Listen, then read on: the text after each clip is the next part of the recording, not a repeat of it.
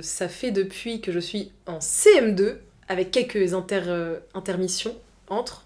Bonjour, je m'appelle Morgane Lelay, j'ai 23 ans et pendant une longue période de ma vie, j'ai été à Images, plus précisément avec le cours de Hélène Bouchot.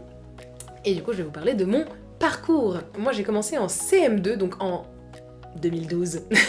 Voilà. J'ai voulu rejoindre Images parce que je suis allée voir un spectacle d'images des enfants avec ma classe en CM1.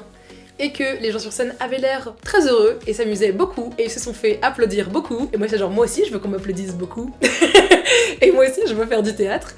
Et du coup j'ai rejoint le cours de Hélène l'année d'après. Je l'ai rejoint pour une pièce que j'ai encore dans mon classeur d'enfance que j'ai retrouvé il y a pas longtemps. C'était une série de petites anecdotes.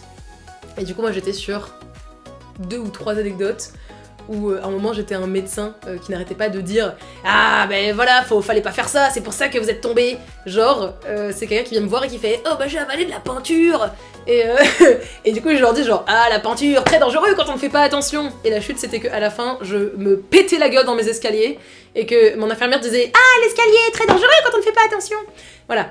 Et il faut savoir que ma mère sort encore une anecdote de ce spectacle. C'était quand on allait manger à un restaurant avec ma dulcinée dans le spectacle, et que on est dans un restaurant de gastronomie française, et que moi, à chaque fois, en fait, je n'arrêtais pas de commander des choses du genre des pâtes à l'italienne, des champignons à la grecque, et à la fin, je dis « Ah, la cuisine française, c'est la meilleure, n'est-ce pas ?» Un truc comme ça. Et du coup, c'était fort fun. Et ma mère lâche encore ses anecdotes, moi j'adore.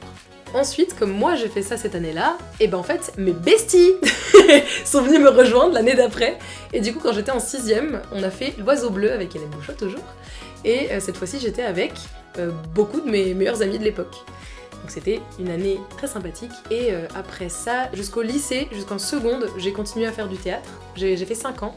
Et j'ai arrêté sur une année où j'ai monté Kids. C'est un spectacle post-guerre de Bosnie-Herzégovine.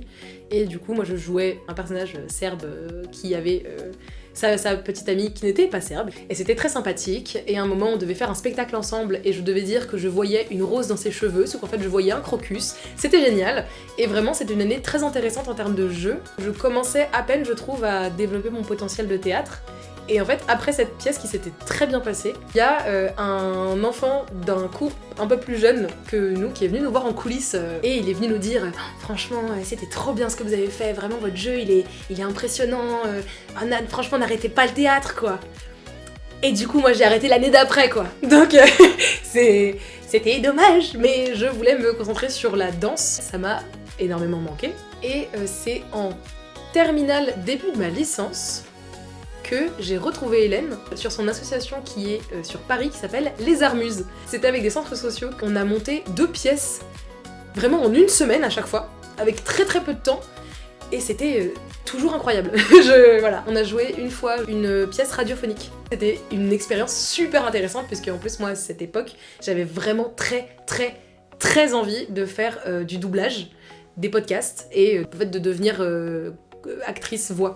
On va dire que Hélène a une fois de plus voulu me pousser vers mes attentes et ce que je voulais faire. Merci Hélène finalement, c'est ça qui régale. Sauf que, après la fac, je me suis rendu compte que ça n'allait pas être possible, notamment parce que quand j'ai voulu faire de ça mon métier, il y a un truc qui s'est passé en 2020, je sais pas si vous vous rappelez, c'est le Covid. Toutes mes ambitions de venir voir des enregistrements dans des studios est tombée à l'eau. J'ai pris un temps pour moi après la fac pour faire une année de césure. J'ai eu l'occasion de faire de la programmation de festival, de faire un service civique dans une école maternelle où je me suis rendu compte que la médiation culturelle c'était quand même vachement chouette. Quelque chose qui mêlait bien le fait d'être comédienne et le fait d'être professeur.